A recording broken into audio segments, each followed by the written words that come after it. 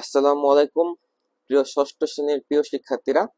তোমাদের এই 15 তারিখের ইতিহাস ও সামাজিক বিজ্ঞান প্রশ্নটি আমরা হাতে পেয়ে গিয়েছি। তো প্রথমে আমরা কিছুক্ষণ প্রশ্নটি নিয়ে আলোচনা করে আমরা উত্তরে চলে যাব। তো যিনি তোমাদের ষষ্ঠ শ্রেণীতে ইতিহাস ও সামাজিক বিজ্ঞান পড়ায় তার মাধ্যমে এই প্রশ্নটি সমাধান করা হয়েছে।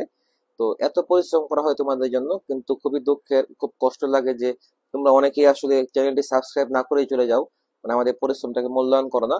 তবে তোমাদের কোনো টেনশনের কারণ নেই। যদি এই প্রশ্নটি সঠিক না হয়, আরো কোনো প্রশ্ন যদি কোনো কারণে এসে পড়ে, তাহলে সেটিও আমরা সমাধান করে দিব, যাতে তোমাদের কখনো কোনো ভয় না লাগে, সহজেই তোমরা বুঝতে পারো যে পরীক্ষায় কি উত্তর করতে হবে। তো চলো আমরা প্রশ্নটি আলোচনা করি। তো কি বলা হয়েছে প্রশ্নটা দেখো। বলা হয়েছে যে নাবিলা ও মাইশা দুই বোন। চলো আমরা আলোচনায় চলে যাই। নাবিলা ও মাইশা দুই বোন, তারা খেলাধুলায় খুবই পারদর্শী, কিন্তু পারিবারিক চাপের জন্য তারা কোনো কিছুতে অংশগ্রহণ করতে পারে না।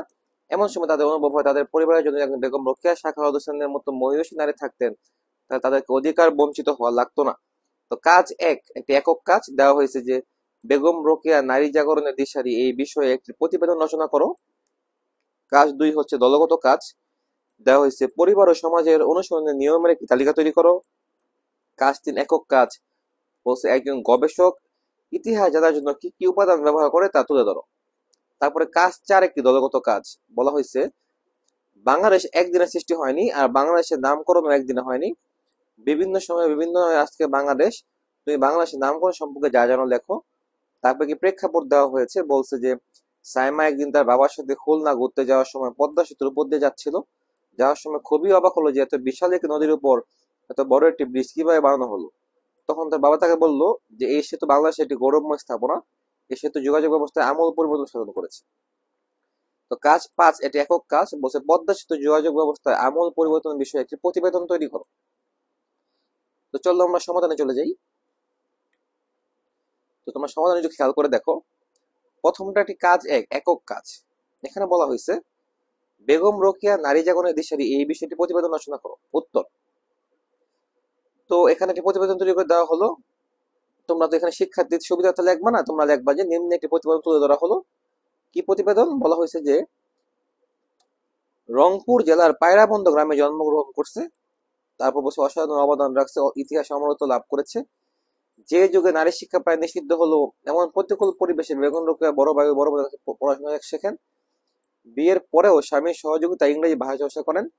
তিনি সর্বদা নারীদের উন্নয়নের কথা চিন্তা করতেন। তিনি ভাগলপুরে সাখাওয়াত মেমোরিয়াল স্কুল প্রতিষ্ঠা করেন নারী শিক্ষার জন্য। 1911 সালে কলকাতা প্রতিষ্ঠা করেন সাখাওয়াত মেমোরিয়াল গার্লস স্কুল। তিনি স্কুল চালানোর পাশাপাশি সাহিত্য চর্চা করেন, একাধারে গল্প, কবিতা, উপন্যাস, প্রবন্ধ রচনা ও মহিষী নারী করেন। মহিষী নারী সুলতানাস ড্রিম নামে তার একটা বিখ্যাত রচনা আছে। অবরোধ বাসিনী তার কালজয়ী গ্রন্থ। 1916 সালে তিনি আঞ্জুমান খাওয়াতে ইসলাম প্রতিষ্ঠা করেন। এই তথ্যগুলি তোমরা মুখস্থ করে ফেলো। তারপরে আরো আছে, নারী শিক্ষাকে জীবনের ব্রত হিসেবে গ্রহণ করেছিলেন বেগম রোকেয়া। তার রচিত সাহিত্যে তিনি এই আদর্শ প্রতিষ্ঠা করতে চেয়েছেন। তিনি বারবার বলতে চেয়েছেন নারী সমাজকে জাগতে হবে, নাহলে মুক্তি নেই। তাই আরেকটি আদর্শ ছিল সত্যনিষ্ঠা।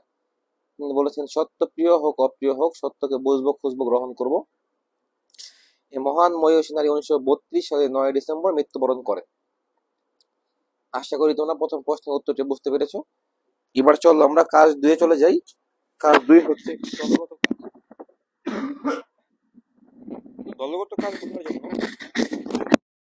তোমরা জানতে হবে যে পরিবার ও সমাজ অনুসরণের নিয়মে একটি তালিকা তৈরি করো। দেখো, এটা খুবই সহজ একটি প্রশ্ন। পরিবার ও সমাজ অনুসরণের নিয়ম, প্রথমে কি বলছে? নিজের কাজ নিজে করা, অন্যের ক্ষতি হয় এমন কাজ না করা, নতুন মানুষের সাথে কথা বলার সময় আগে নিজের পরিচয় দেওয়া, এরপর অনুমতি নিয়ে বিনয়ের সাথে কথা বলা, ধর্ম, বর্ণ, নারী সবকিছু নির্বিশেষে সব মানুষকে শ্রদ্ধা পোষণ করা, ছোটদের স্নেহ করা, ভালোবাসা, বড়দের শ্রদ্ধা করা, অন্যের মতামতের প্রতি শ্রদ্ধা পোষণ করা, কারো মতামত পছন্দ হয় তাকে তা বুঝিয়ে বলা, সমাজে প্রচলিত বিভিন্ন রীতিনীতি মেনে চলা, রাস্তাঘাটে বাজারে যে কোনো সমাবেশ আমাদের কথা বলতে সমস্যা না হয়, অপ্রয়োজনীয় কোথাও ভিড় না বাড়ানো। আশা করি তোমরা বুঝতে পেরেছো। এবার চলো আমরা চলে যাই কাজ তিনে। কাজ তিন একটি একক কাজ। এখানে বলা হয়েছে যে একজন গবেষক ইতিহাস জানার জন্য কি কি উপাদান ব্যবহার করে তা তুলে দাও। চলো দেখি কি কি উপাদান ব্যবহার করে। একটা হলো পোড়ামাটির খোদাই করা লিপি ব্যবহার করে, তামার পাত্রে খোদাই করা লিপি ব্যবহার করে, মৃৎপাত্রের টুকরা, বাংলা হরফে লেখা পুঁথি, দেয়ালের গায়ে অঙ্কিত চিত্র, পুরনো সময়ের মানচিত্র, পাণ্ডুলিপিতে অঙ্কিত চিত্র, মহাফেজ খানায় সংরক্ষিত পুরোনো দিনের ফটোগ্রাফ, অতীতের প্রাণীর হাড়ের জীবাশ্ম, মানুষের কঙ্কাল, পুরনো পত্রিকা, পুরনো নথিপত্র, পাণ্ডুলিপি ও দলিল ইত্যাদি। এই জিনিসগুলো আমাদের লাগবে যদি একজন গবেষক ইতিহাস জানতে চায়। তোমরা মুখস্থ করে ফেলো পয়েন্টগুলো, পরীক্ষাটা লিখতে হবে। এবার চলো আমরা দেখে আসি কাজ 4, যা একটি দলগত কাজ, যেখানে বলা হয়েছে যে বাংলাদেশ একদিনে সৃষ্টি হয়নি, আর বাংলাদেশের নামকরণ একদিনে হয়নি, বিভিন্ন সময়ে পরিচিত বিভিন্ন বাংলাদেশ নামকরণ সময় জানা দেখো। চলো শুরু করি। সরি, একটু অসুস্থ। এখানে বাংলা এখনকার বাংলাদেশ প্রাচীনকালে বিভিন্ন জনপদে বিভক্ত ছিল, আর এগুলোর বিভিন্ন নাম ছিল, যেমন পুন্ড্র, বঙ্গ, গৌর, সমরদ ইত্যাদি। পরবর্তীকালে সাতগাঁও, সোনারগাঁও, লক্ষণাবতী, বঙ্গাল, বাঙ্গালা, বেঙ্গল ইত্যাদি নামে পরিচিত গড়ে ওঠে। বাংলাদেশ ছিল ভারতীয় উপমহাদেশের অংশ। ইংরেজরা 1757 সালে ক্ষমতা নিয়ে বাংলা অঞ্চলে শাসন প্রতিষ্ঠা করে। 1947 সালে বাংলার নাম হয় পূর্ব বাংলা অথবা পূর্ব পাকিস্তান। পাকিস্তান আমলে 1969 সালে বাংলার নাম হয় বাংলাদেশ। এই তো। এটা কিন্তু খুবই কঠিন কঠিন কিছু শব্দ আছে, তোমরা মুখস্থ করে ফেলো, কারণ এই শব্দগুলো কিন্তু তোমাদের পরীক্ষায় খেলা লিখতে হবে। অনেক কলেজে স্কুলে কিন্তু না দেখে লিখতে হয়, সবাই কিন্তু অনেক কিছু দেখে দেখে লিখতে পারে না। তো তোমরা ভালো মতো মুখস্থ করে ফেলো। আশা করি তোমরা কাজ 4 বুঝতে পেরেছো। এবার আমরা কাজ 5 চলে যাই। কাজ 5-এ বলছে যে পদ্মা সেতু যোগাযোগ ব্যবস্থায় আমূল পরিবর্তন বিষয়ে একটি প্রতিবেদন তৈরি করো। চলো শুরু করি। শিরোনাম দিলাম যে পদ্মা সেতু যোগাযোগ ব্যবস্থার আমূল পরিবর্তন। এরপর কি বলছে? বিপুল সম্ভাবনাময় দক্ষিণ পশ্চিমাঞ্চলে বহুমুখী উন্নয়নে পদ্মা সেতু গুরুত্ব অপরিসীম। পদ্মা সেতু বাংলাদেশের পদ্মা নদীর উপরে নির্মিত একটি বহুমুখী সড়ক ও রেল সেতু। এর মাধ্যমে মুন্সিগঞ্জের লৌহজঙ্গের সাথে শহীদপুর ও মাদারীপুর যুক্ত হয়েছে। 2004 সালে কাজ শুরু হয়ে 2022 সালে প্রতিযোগী উদ্বোধন করা হয় 6.15 কিলোমিটার দৈর্ঘ্যের এই সেতুটি। অর্থনৈতিক উন্নয়নে গুরুত্বপূর্ণ অবদান হলো অবকাঠামোগত উন্নয়ন। অবকাঠামো উন্নয়নকে ত্বরান্বিত করে উন্নয়নের গতির লক্ষ্যে পৌঁছাতে সহায়ক ভূমিকা পালন করে। বিদ্যুৎ ও গ্যাসের পর্যাপ্ততা, যোগাযোগ ব্যবস্থা আধুনিকায়ন, বিশেষ করে নিরাপদ ও টেকসই সড়ক ব্যবস্থা, দ্রুত ও আরামদায়ক নৌপথ মানুষের জীবনমান উন্নত করে। অর্থনৈতিক উন্নয়নে সহায়ক ভূমিকা পালন করে। পদ্মা সেতু আমাদের অবকাঠামোগত উন্নয়নের অন্যতম মাইলফলক। এটি এখন আর স্বপ্ন নয়, সত্যি। এই সেতু আমাদের চিন্তার জগতে বিরাট পরিবর্তন আনবে। আন্তর্জাতিক পরিমণ্ডলে আমাদের মর্যাদা বৃদ্ধি করছে। এত বড় প্রকল্প বাস্তবায়নের সক্ষমতা আমাদের আত্মবিশ্বাস বাড়িয়ে দিবে। কৃষির বহুমুখী শিল্পায়নে গতি সঞ্চালন করবে। পরে বলা হয়েছে পরিবহন ব্যবস্থা, কৃষি, শিল্পায়নে পরিবর্তন আসবে। বিশেষজ্ঞদের মতে প্রতি বছর দেশের উৎপাদন বা জিডিপিতে বাড়তি 1.2% বা তার বেশি প্রবৃদ্ধি যুক্ত হবে। দক্ষিণ পশ্চিমাঞ্চলে জিডিপি বাড়বে 2.3%।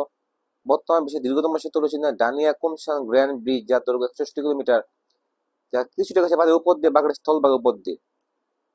আমাদের পদ্মা সেতু বিশেষজ্ঞ সেতু পাইপ মাটির গভীরে বসানো গভীরতম, সর্বোচ্চ 122 মিটার পর্যন্ত গেছে এই সেতুর অবকাঠামো। 41 স্প্যান সমৃদ্ধ 6.15 কিলোমিটার দৈর্ঘ্য বিশিষ্ট।